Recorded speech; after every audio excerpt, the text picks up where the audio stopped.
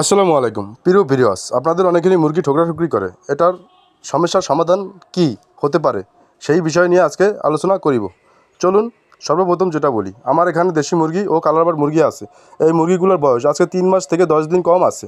এই মুরগিগুলো অনেক ঠোকরাঠুকরি করতেছে। এই জন্য আমি কি মেডিসিন ব্যবহার করিব সেটাই আপনাদেরকে দেখিব। হলুদের গুঁড়া প্লাস লবণ কিভাবে আমি মিশ্রণ করি সেটাই দেখাবো আজকের ভিডিওতে। চলুন কথা না বাড়িয়ে শুরু করা যাক মূল কাজ। আপনারা দেখতে পাচ্ছেন আমার এই মুরগিগুলো খুব সুন্দর আছে এবং খুব ভালো আছে। এই মুরগিগুলো আজকে দেশি মুরগা থাকার কারণে মুরগিগুলো ঠোকরাঠুকরি করতেছে। মুরগিগুলো যখন রক্তের স্বাদ পেয়ে যাবে তখন মুরগিগুলো অনেক পরিমাণে রক্ত খাবে এবং মুরগিগুলোর চামড়া, একটি মুরগির চামড়া আরেকটি মুরগিতে খেয়ে ফেলিবে। তাই আমি এই কাজটা করিতেছি। চলুন দেখা যাক কীভাবে করি।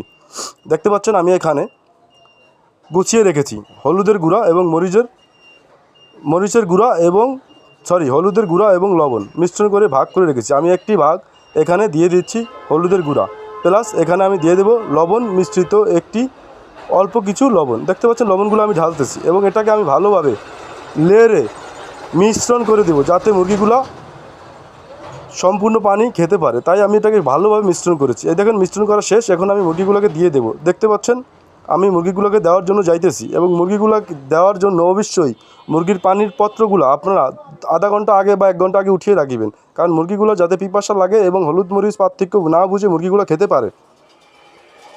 এই দেখতে পাচ্ছেন আমি পানিটা দিয়ে দিয়েছি, হলুদ এবং লবণের পানিটা। এখন মুরগিগুলো দেখেন খাচ্ছে, কি সুন্দর খাচ্ছে। এবং আমি এখানকার এই মুরগিগুলোকে একটু লাড়িয়ে দেব যাতে মুরগিগুলো ওইখানে গিয়ে পানি খেতে পারে।